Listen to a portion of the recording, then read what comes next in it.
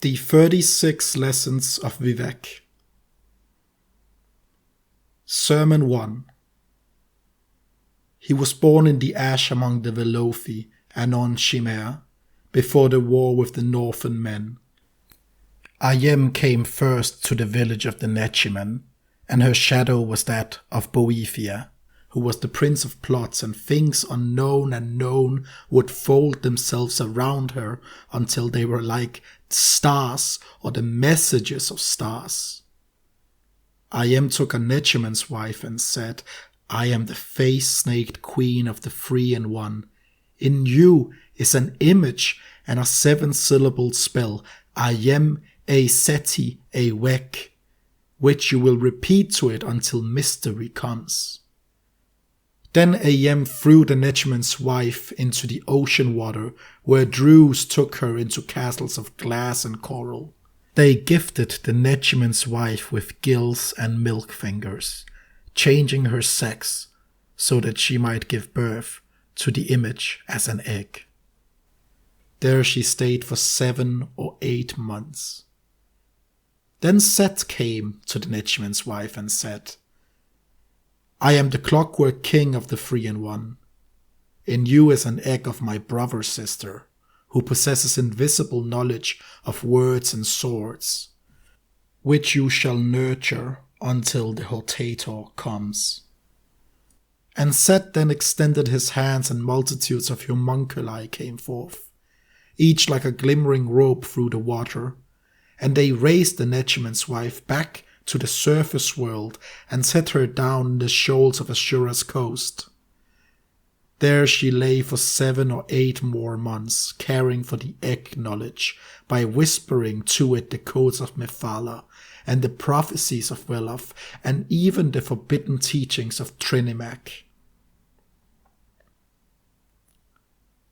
7 Daedra came to her one night, and each one gave to the egg new motions that could be achieved by certain movements of the bones. These are called the barons of move like this. Then an 8th Daedra came, and he was a demi-prince called Fa Nui Hen, or the multiplier of motions known, and Fa Nui Hen said, Whom do you wait for? To which the Nechiman's wife said the Hortator, Go to the land of the Indoral in 3 months' time, for that is when war comes. I return now to haunt the warriors who fell and still wonder why, but first I show you this. Then the barons and the demi-prince joined together into a pillar of fighting styles terrible to behold, and they danced before the egg and its learning image. Look, little Vec, and find the face behind the splinter of my bladed carriage, for in it is delivered the unmixed conflict path, perfect in every way. What is its number? It is said the number is the number of birds that can nest in an ancient Tibral tree. Less 3 grams of honest work, but Vivec in his later years found a better one, and so gave this secret to his people. For I have crushed a world with my left hand, he will say, but in my right hand is how it could have won against me. Love is under my will only. The ending of the words is Alm Sivi. Sermon 2. The Nechiman's wife, who carried the egg of Vivec within her, went looking for the lands of the Indoral. Along the journey, many spirits came to see her and offer instructions to her son-daughter, the future glorious and visible warrior poet of Vardenfell, Vivec. The first spirit threw his arms about her and hugged his knowledge in tight. The Nechiman's wife became soaked in the incalculable effort. The egg was delighted and did somersaults inside her, bowing to the 5 corners of the worlds and saying, Thus whoever performs this holy act shall be proud and mighty among the rest. The second spirit was too aloof, and acted above his station so much that he was driven off by a headache spell. The third spirit, Adhatur, came down to the Nechiman's wife while she relaxed for a while under an emperor parasol. His garments were made from implications of meaning, and the egg looked at them 3 times. The first time Vivec said, "Ha! It means nothing." After looking a second time, he said, there might be something there after all. Finally giving Adhatur garments a sidelong glance, he said, "Amazing!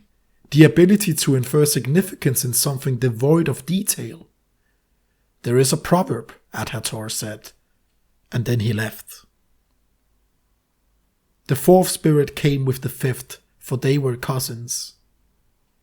They could ghost touch and probed inside the egg to find its core. Some say Vivec at this point was shaped like a star with its penumbra broken off. Others that it looked like a revival of vanished forms. "From my side of the family," the first cousin said, "I bring you a series of calamities that will bring about the end of the universe." "And from my side," the second cousin said, "I bring you all the primordial marriages that must happen within them, each one." At this, the egg laughed. "I am given too much to bear so young. I must have been born before." And then the sixth spirit appeared, the Black Hands Mephala, who taught the Velothi at the beginning of days all arts of sex and murder. Its burning heart melted the eyes of the Nechiman's wife and took the egg from her belly with 6 cutting strokes. The egg image, however, could see into what it had been before in ancient times when the earth still cooled and was not blinded. It joined with the Daedroth and took its former secrets, leaving a few behind to keep the webs of the world from disentangling. Then the Black Hands Mephala put the egg back into the Nechiman's wife and blew on her with magic breath until the hole closed up. But the Daedroth did not give her back her eyes, saying, "God hath 3 keys, of birth, of machines, and of the words between. Within this sermon the wise may find 1/2 of these keys. The ending of the words is Alm Sivi." Sermon 3. Being blind, the Nechiman's wife wandered into a cave on her way to the domains of House Endoril. It so happened that this cave was a Dwemery stronghold.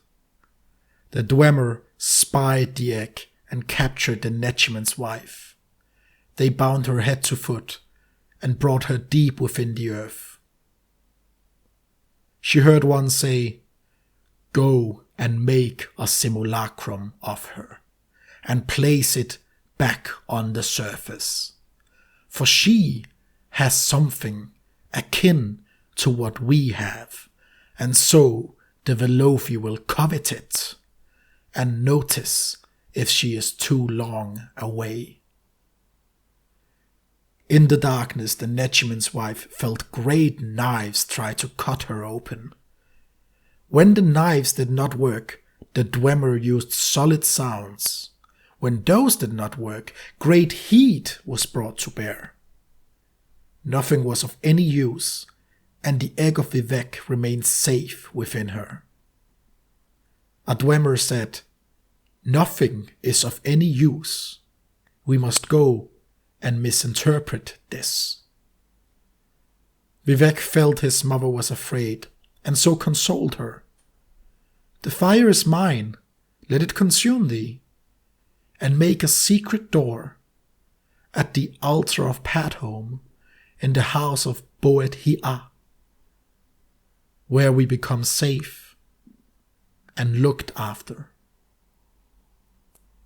This old prayer made the Netchman's wife smile and begin such a deep sleep that when Dwemery Atronachs returned with cornered spheres and cut her apart, she did not awake and died peacefully. Vivec was removed from her womb and placed within a magical glass for further study. To confound his captors, he channeled his essence into love, an emotion that Dwemer knew nothing about. DX said, "Love is used not only as a constituent in moods and affairs, but also as the raw material form from which relationships produce hour later exasperations, regrettably fashioned restrictions, riddles laced with affections known only to the loving couple, and looks that linger too long. Love is also an often used ingredient in some transparent verbal and non-verbal transactions where, eventually, it can sometimes be converted to a variety of true devotions, some of which yield tough, insoluble, and infusible unions. In its basic form, love supplies approximately 13 draughts of all energy that is derived from relationships. Its role and value in society at large are controversial." The Dwemer were vexed at these words and tried to hide behind their power symbols. They sent their Atronachs to remove the egg image from their cave and place it within the simulacrum they had made of Vivec's mother. A Dwemer said, "We Dwemer are only aspirants to this that the Velothi have. They shall be our doom in this and the 8 known worlds. Nern, Lacan, Reket, Fendre, Kunrt, Akat, Mara, and Junal." The secret to doom is within this sermon. The ending of the words is Alm Sivi.